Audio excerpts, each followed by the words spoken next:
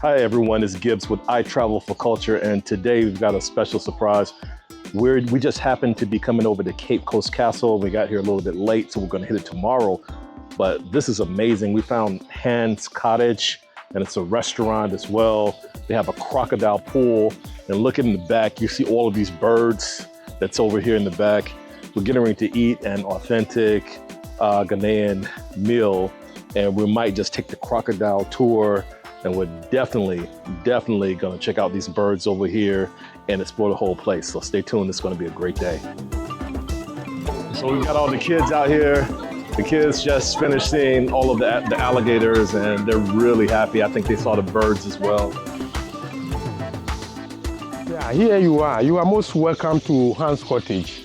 You are my August visitors this afternoon. I am very happy to have all of you around. I am going to introduce this crocodile to you. This is a male crocodile. We call it Saddam Hussein. Saddam Hussein is estimated to be about 49 years of age. This was discovered here. This particular crocodile was first discovered here over 3 decades ago when the man, Mr. Kwesi Hansen, a Ghanaian and a native of Cape Coast, Madam Cassie, yes, just taking out a touch. It's called petting. Yeah. Yeah, so you see, yes, Mr. Come, yeah, you can also pet it, yes. Come down, bend down. Okay. I've got you. So like this, let him take it. All right, come on down. Okay, so you'll be there. I will also try from this angle as well. Okay. Let me tell you one major feature about Saddam Hussein. The male crocodiles are said to be highly territorial. They are always afraid of their egos. Why? Simply because they will not allow any other male offspring to survive or succeed. All of the other crocodiles are female? Yes, in here? We have more than 19 crocodiles here. Out of the 19 counting crocodile, 19 counting, it means there could be more. So he's pretty much killed all of his offspring. Exactly, yes. What is more, there are other water body reptiles. Example, monitor lizards, water snakes, chameleons here, lizard, frogs, etc., etc. They are very good friends to the birds here. This is the crocodile grounds. It is believed that at each point in time, 24 hours a day when we appear here, at least if we don't see them on the land, we'll see them in the water. It means that they have come and then do what? Gone. The crocodiles here are believed to have come from the Kakum forest because the man did nothing to bring them here. There have been a lot of attempts made on the lives of the crocodiles here by outsiders. Yeah, so these 2 ponds is also concentrated by 5 female crocodiles. The females cannot go out, they are always here. Saddam can go out. Where Saddam is lying, he leaves that point, he will come back to this place and sleep. Okay. When it is done with the 5 ladies, it will leave them and then go back to this place. So funny. It's not funny.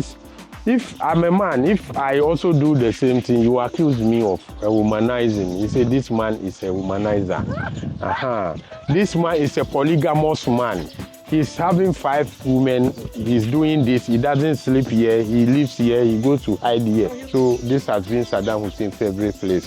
When he's done with them, each of them, and it's not failing to be here again, it will just cross over to the main waters here. When the sun is scorching, in the afternoon, they come to lie here to embark on what? The respiratory system, as it is there, it can be here, it can be there. This is a female crocodile. They look brownish in color. Yeah. Very cute and beautiful as their human-woman counterpart. I told you. Yeah. Though there are a lot of colors on the body of a female crocodile, but the brown color dominates any other colors. Then it will tell you it is what? This is a preamble. It will tell you it's a female crocodile. Yeah. It also has a pointed head. Do these crocodiles have any, the 5 females, do they have any distinguishing marks? Have you been able to name them as well, the females? These ones you are seeing now, these are later days saying they are not what? Named. Yes, but we have unique identity of them. I know that of the pregnant, it will tell you this is pregnant, simply because you see the muzzles here, it will tell you. So a pregnant female crocodile is pregnant with 30 eggs. 30 eggs, and when the time comes, all the 30 eggs are not laid per day. One at a time. One is laid little, the womb is exhausted of the 30. And where would they lay those eggs? They don't do that here because they want to preserve it. They do that in a hole. Dig a hole as lizards have been doing. Put one in at midnight. They will come back, do that another midnight until the womb is exhausted of the 30 eggs. It is the responsibility of the female crocodile to protect the offspring till they are of age. They can fend for themselves. Then they leave them to their fate. That is when Saddam Hussein and other male counterparts will also seize the opportunity to come and see or to ascertain who is a male offspring. Right. And then they will seize the opportunity to feed on them as well. Yeah. But rather protect the interests of the female one. So Saddam Hussein, now you might have mentioned this, but how did they choose that name, Saddam Hussein? Yes, because of, in fact, he appeared at the same time Saddam Hussein, the former Iraqi leader, was committing atrocities to humankind at Iraq, that is Iraq. So just to give it a household name, so they decided to. You know, Saddam Hussein is not a Ghanaian. Yeah, absolutely not. Yeah, and we are doing that because of the atrocities he committed to the people of Aha. Yeah. And then all these beautiful plants you are seeing here, they have names as well. Hence, Hans Cottage Botel. The Botel comes from the study of different plant species, botanica. Yeah, so that is the meaning of the place. Hans is Mr. Kwesi Hansen, so Hansen. Well, I'm so impressed by what you have done here. Oh, okay. This is a phenomenal tour. I think that everyone should see it. This has been a phenomenal tour. Oh, okay. Mark here at the cottage, Hans Cottage. Hans Cottage, yes. And we just took this phenomenal tour. Crocodiles, like 19 crocodiles within the space. 19 counting crocodiles. And counting, and we actually got a chance to touch one of them. The oldest. Who's Saddam Hussein. Saddam Hussein, the right? Oldest The oldest one. And so make sure that if you're in Ghana, primarily in the Cape Coast area, make sure you come and check out this place. It's definitely worth the visit. Thank you, sir. You are welcome. We appreciate you. Yeah, thank you. You are most welcome.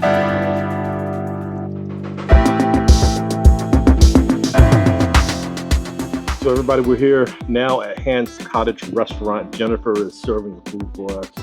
This is the Banku, and she's got, is that red snapper that you have with yours? Yeah. Is that red snapper? That is tilapia. That's tilapia. You've got a whole tilapia there with the pepper and the Banku. Yeah. So we're gonna see how we eat the Banku with the fish. It's gonna be great. It's gonna be an experience. So with the Banku, does it always come in the little bags like this, typically? Yes. And so we take that, and tell us what you're doing when you're putting it in your fingers like that. So it can hold well. It doesn't split. Yep. When I put in my pepper.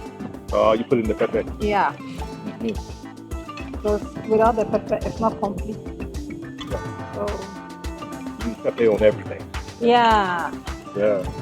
It can easily be eaten with the okra as well. Right.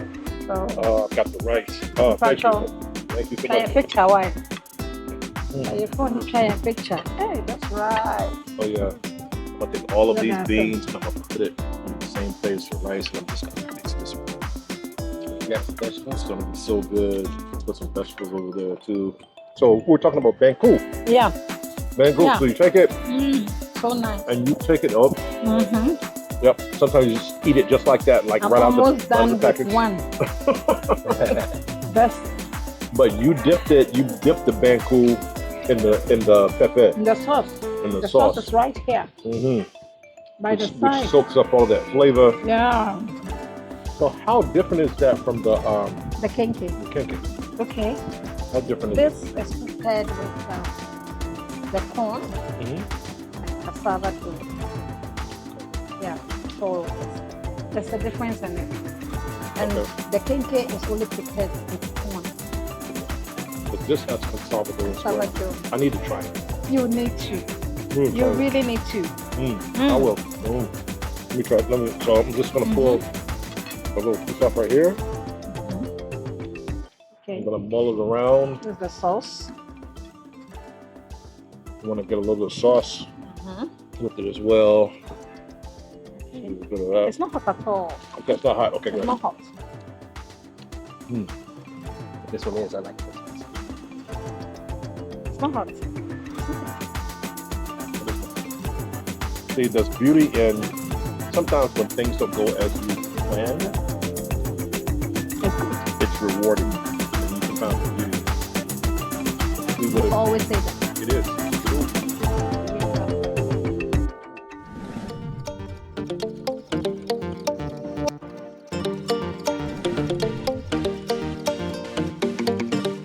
Hi, it's Reggie Gibbs with I Travel for Culture, and we are in Ghana, and welcome to Kakum National Park. The park is home globally to many endangered species, including the forest elephant, and nearly 300 species of birds, 100 mammals, reptiles, and amphibian species, and also probably 250,000 species of insects, including that of 600 butterfly species. You are most welcome to Kenya. Thank you. Please, my name is Kofi. I'm your guide for this tour. Roughly, it's an hour tour. Going there and coming back here. But for now, you will be doing small exercise. Wow. By climbing small hill before you get to the destination. Are you sure I can go? Okay. So in case of any obstacles, or when you are tired, just drop my tent. Okay. But I won't carry you. I will wait for you to rest. We'll get this guy to carry us.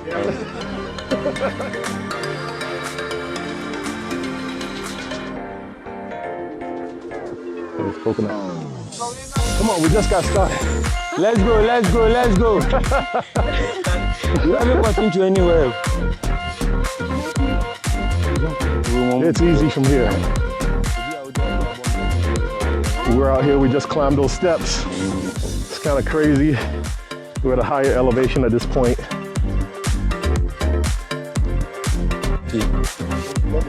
We're just relaxing, taking a breath for a minute. Our tour guide, Coffee, is with us. And we've met some friends along the way. And we're going to keep walking in just a minute. Grab a drink of water. If you come here, make sure that you bring water with you, like some cold water. It'll truly help in downtown. Okay, the canopy was built in 94 and commissioned in 1995. It is made up of 7 bridges with 6 resting points. So after every bridge, there is a resting point. How many acres? How big is this park? 280 hectares. 280 acres. Okay. And the forest too has been surrounded by 6 political administrative districts. Okay. There are 52 villages here and more than 400 hamlets around this reservation. Oh, okay, okay. Which languages are spoken in the village? Chi. Let's go.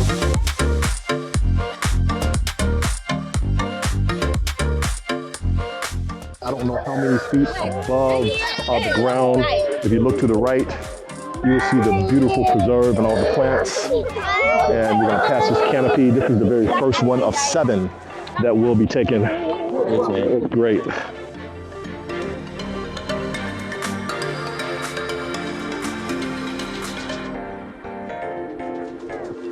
Yeah, man, this is great. This is the second of 7 bridges that we're going to cross today. And this one is a little bit longer than the first, a little bit higher elevation. We can see all the nature, the beauty of nature, the butterflies, the many species of butterflies. It's phenomenal. As I look ahead of us, it looks like that's the 3rd bridge that we're going to be crossing today. As you can see it up ahead, it's going to be great. And it looks like as we cross, the elevations at the very bottom, it's a drop. It's a deeper drop. And so it feels like you're up higher than you were before.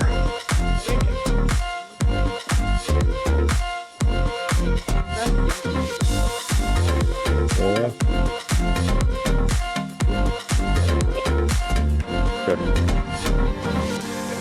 Okay. Man, this is our 3rd bridge.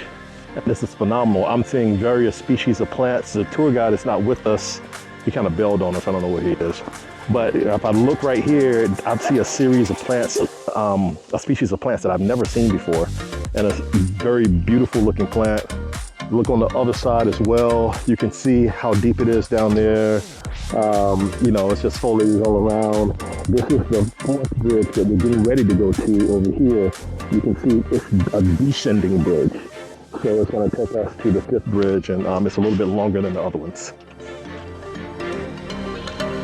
Yep, we made it. The top, you can see the bird nest at the very top.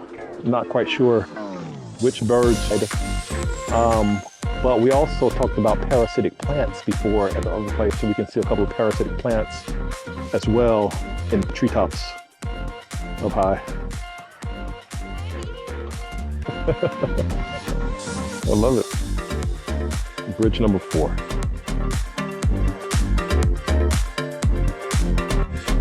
I just feel so blessed to be here right now. Like at one in my homeland, one with nature. People are so nice. They just want us to have a really good experience here. I just love it. I feel so at peace. Like everything is right with the world right now. At least with me, everything is right with me right now. This is bridge number 5 that we're getting ready to tackle now. You can see for me, this one has a little elevation. The other one came down a little bit lower, but check this out. You can see how it goes low, and then we got to climb back up. Got to use those calf muscles, guys, before you get to the gym.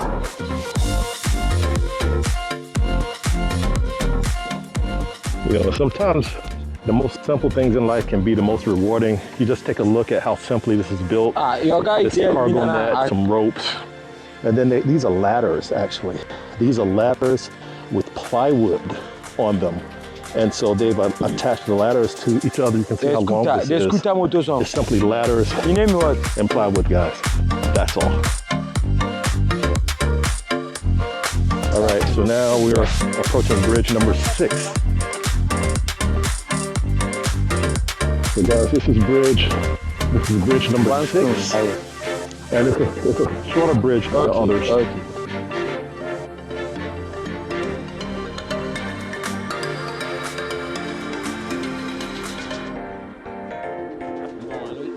So guys, this is number 7. This is the last bridge.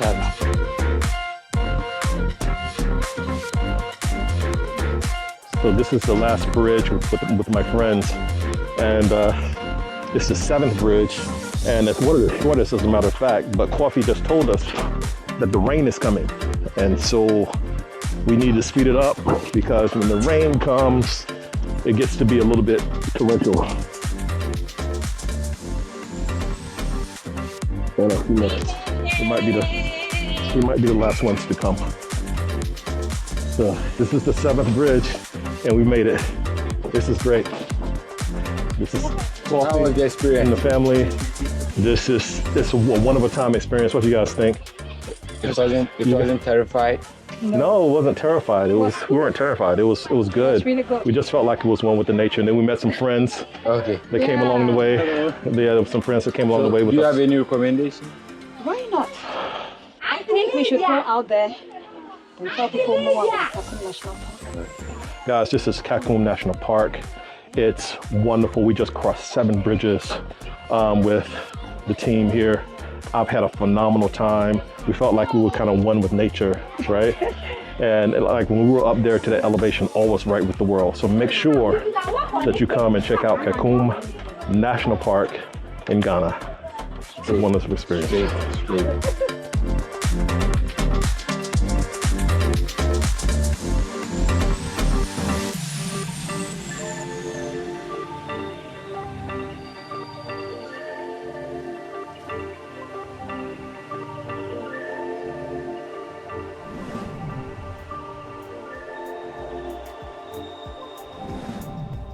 Good morning, everybody. It's Gibbs with I Travel for Culture, and we're at the Brynx Haven Hotel right here in Cape Coast, and we're having breakfast right before we go to the Cape Coast Castle.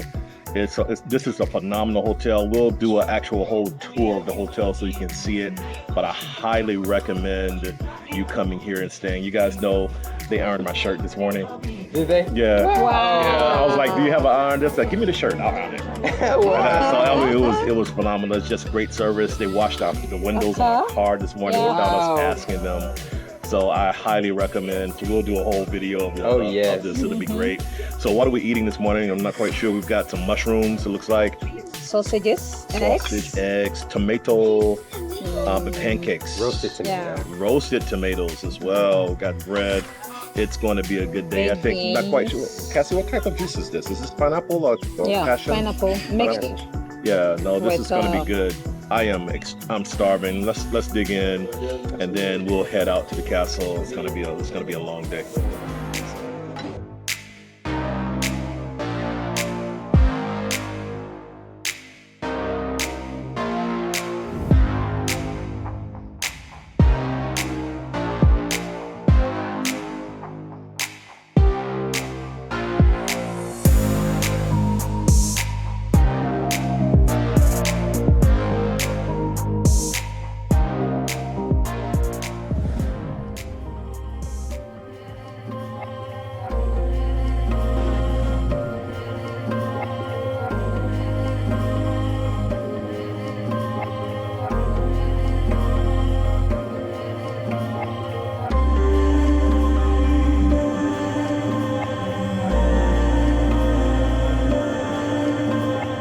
Hi everyone, welcome to Cape Coast Castle.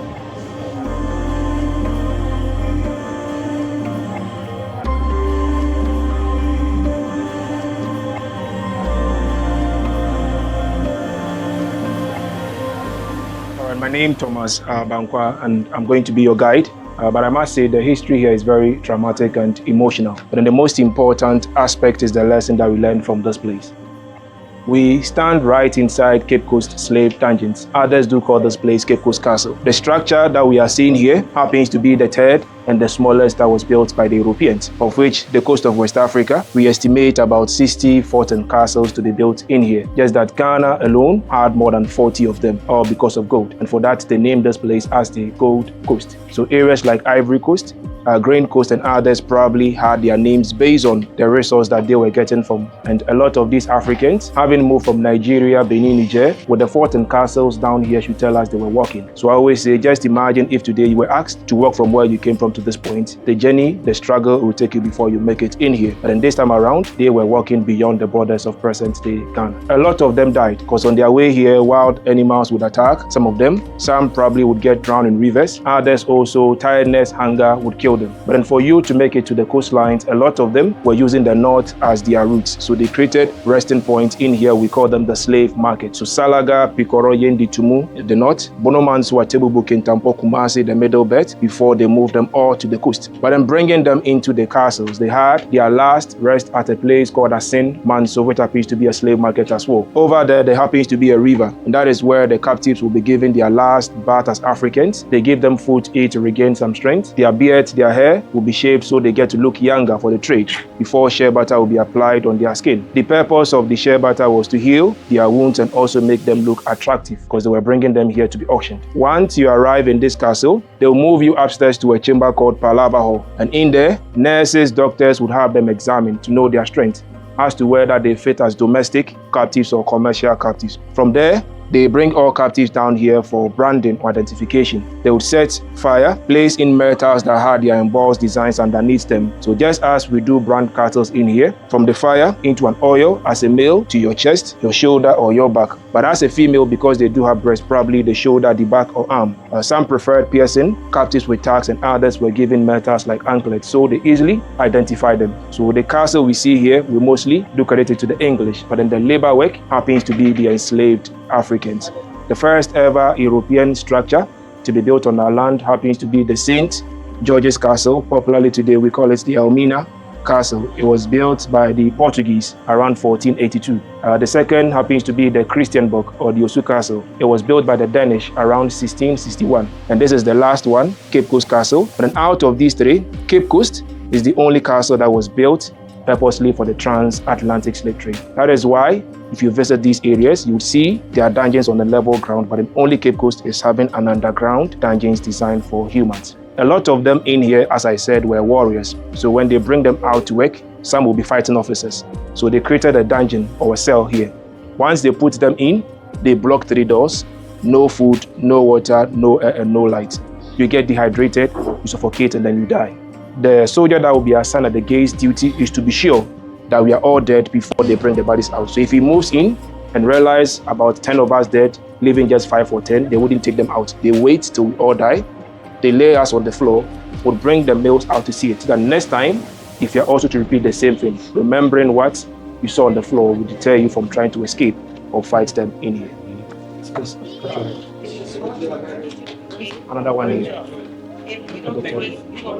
All right, so this is the condemned cell. I wouldn't want us spending much time in here. So today, luckily for us, there's no door here. There's no door in the middle. The first door itself opened, but I'm sure we still feel the heat. So just imagine having just one door blocked for us to stay in for, let's say, a minute or two, and you probably feel the heat in here. But at this time, the living and the dead were all to stay in till the last person dies. Yeah. This room was actually a storage chamber. They had the door over there, but then with the intentions of using here as a condemned cell, they blocked the door so that when you are here, you can't get any place to escape to. That is why today some prefer calling this place the room of no return, because you come here a living being, only dead bodies are to be taken out. Stored, and I use that word intentionally, stored. In this particular room, Please, you watch your head. they call it the room of no return, actually, because once you enter this room, when you left, you were dead, and they would not remove the You watch your head dead coming until out. literally everyone was dead. The darkness on the ground, so this is all the flesh of the dead bodies that's on the ground.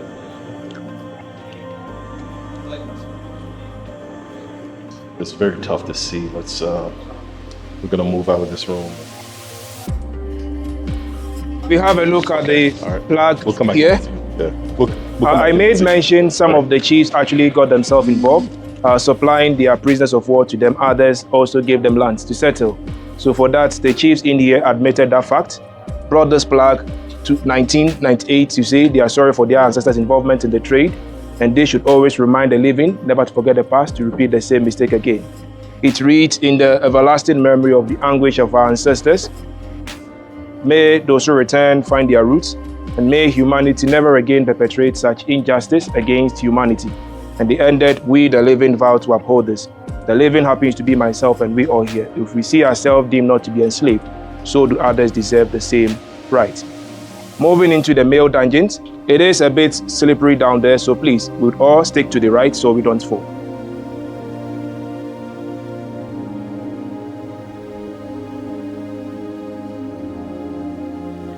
They were having meetings above where the males were being kept in this dungeon down here. It's very slippery. It's very... We have 5 chambers in the male dungeons. The first, second, third, fourth, straight to the fifth one then.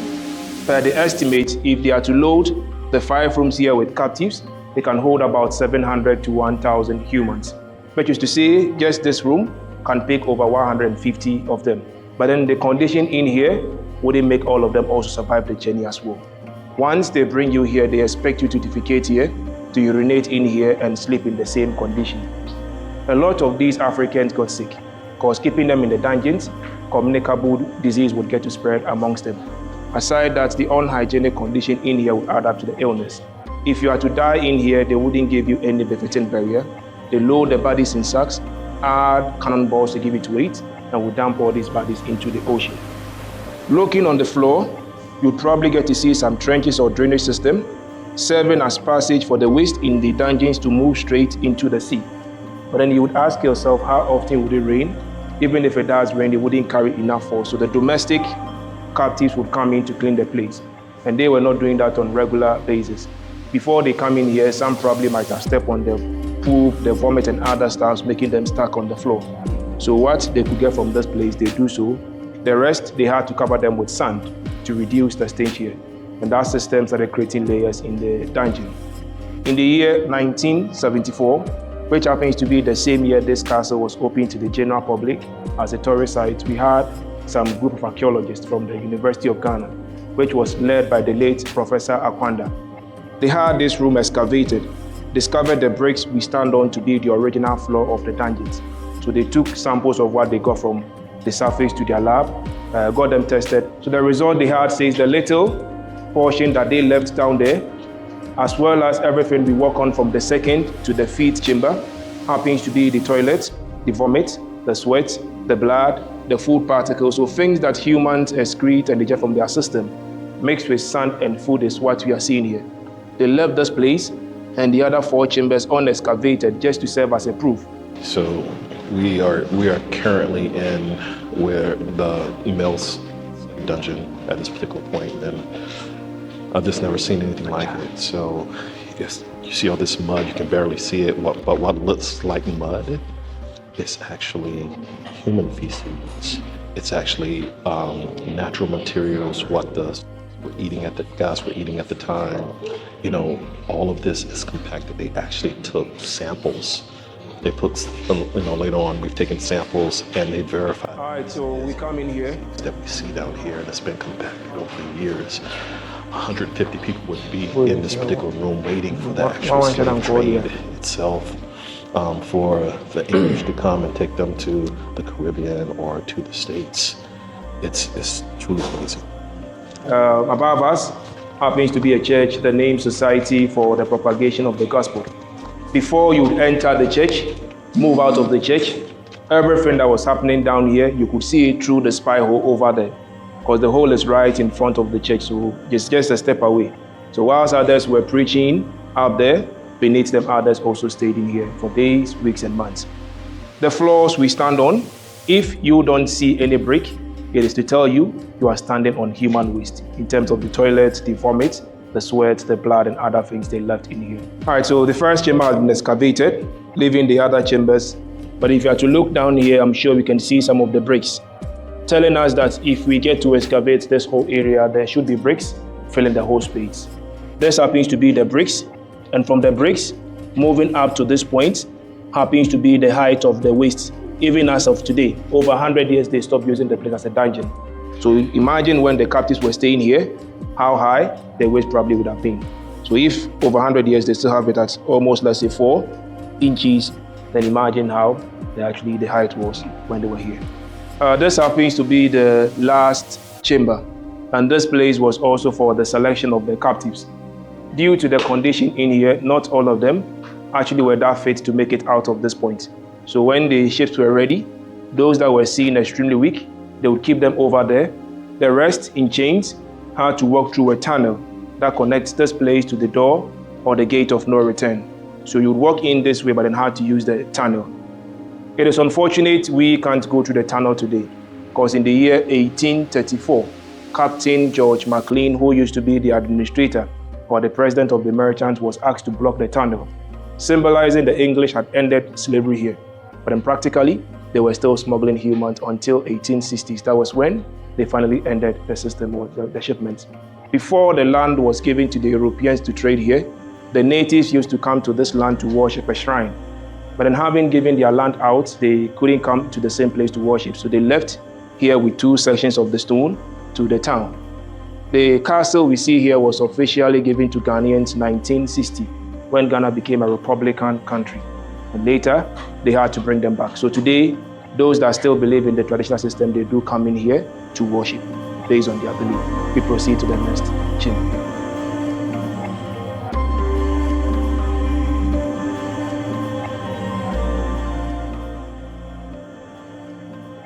Experience where they were kept prior to coming to the dungeon, and we see some burial sites of some of the captives that are here in this particular area. We know that this area, a lot of the Anglo-Saxons were buried, but there was just a few of the native captives that were here.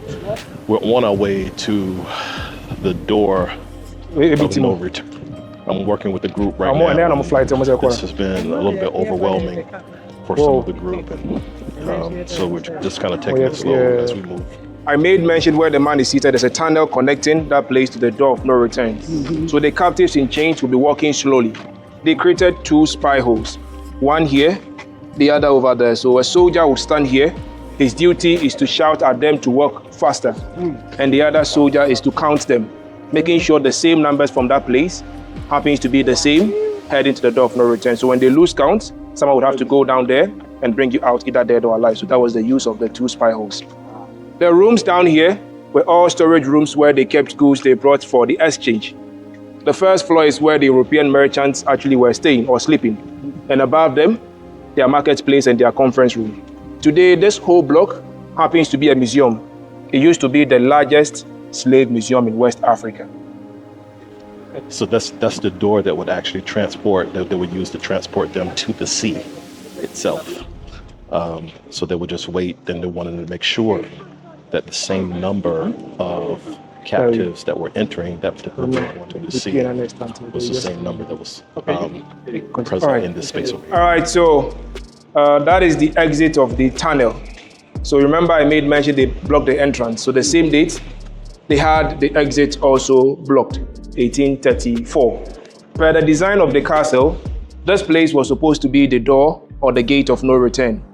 Then they had it blocked up because the sea was coming through from that end. So they blocked it and had a new gate created so that when the males move out, they just join the females straight over there and they would use the exit at that point. So the exit, the door of no return. There's a female punishment cell. You know, ladies in the castle were punished all because they were brave enough to resist rape. Europeans were not coming here with their wives, majority of them. So whenever they wanted to satisfy themselves sexually, they move in there, pick a lady of their choice to abuse her. For you to defend yourself, to uphold the little dignity you had in here, they had to punish you by keeping you here. You stay in the cell. The smaller pit is where you get to ease yourself in terms of the poop and others. A metal gate blocks you from escaping. Through this hole, they would get food and water, unlike the male cell that had no food and water and air. For the female, they got it.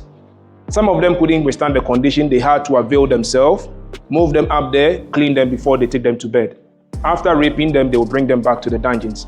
Some of them were seen pregnant before ships came to pick them from this place. And when they see you pregnant, they will take you from the dungeons, take care of you because you are carrying their baby. You give birth, breastfeed the baby for some months, then you, the mother, you are to report back to the dungeons for the next to take you from this place. But then the babies were for them. So these babies, they had nannies to take care of them. The nannies were the domestic captives they had here so that when they grow, they can bring them to the church. So remember I said they brought some mixed race to the church. It was these kids. During and after the trade, some left this place, others also stayed behind. We go down this way.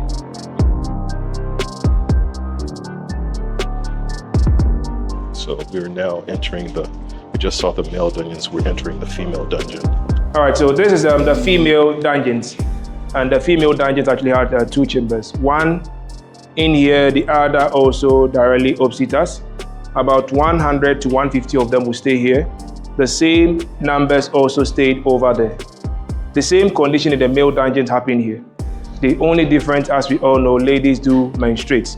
So just imagine yourself if you are to stay in here for more than a month and no officer comes in to pick you, that means you're going to stay in with your menses. So you could imagine the infections, the pain, the stench, the trauma they had to endure before ships will come and get them. And not all actually survived the journey. Some also died, and once you die, just as they would dump the males into the sea, the same way the females would move also into the sea. And the main reason why females were added to the trade was they knew having the females, they would give birth to multiply the numbers of the enslaved Africans. So whilst others were dying, others also had to replace the system out there. Let's see the door of no return. The door or the gate of no return. Originally, the door they had was very short and narrow, and for you to walk out of the door, you probably had to go down before you fit through the door they had here.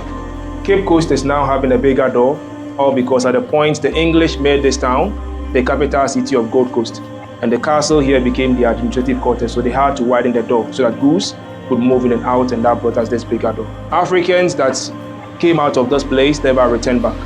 If you are to move out, you lose connection with your people and also get to lose your identity as an African. You walk out of this place, you lose your right as a human being because you can be killed at any point, any time, and as and when they wanted to do so. A lot of these Africans had never seen the sea before because majority of them came from the inner lands. So having seen the sea, having that thick lining, they thought they were going to be killed or probably they were going to be dumped into the sea. So for that, they preferred killing themselves here than to journey with them. So when they put them on canoes to take them into the bigger ships, they were jumping into the sea to commit suicide. I am willing to jump, but then he's not. Neither is he, but then because we are all weak, if I jump, there's a possibility I'm pulling all of them, we all move in and we die together. You make it to the bigger ship, the weaker ones sometimes on chain, the stronger ones in chains, and they lay them on flaps, head, tail, before they move them to the new world. We are not slaves. Through the same door, we are moving out, but then for us here, we are all assured to return back. So please. You move out, canoes will be here waiting for them to pick them into the bigger ships. And the Europeans wouldn't use that same door they had here. Rather, they had their own door up there. They meet them down and move them as I made mention. Due to the activities of the Europeans within and around this castle, no black person was allowed here during the time of the trade.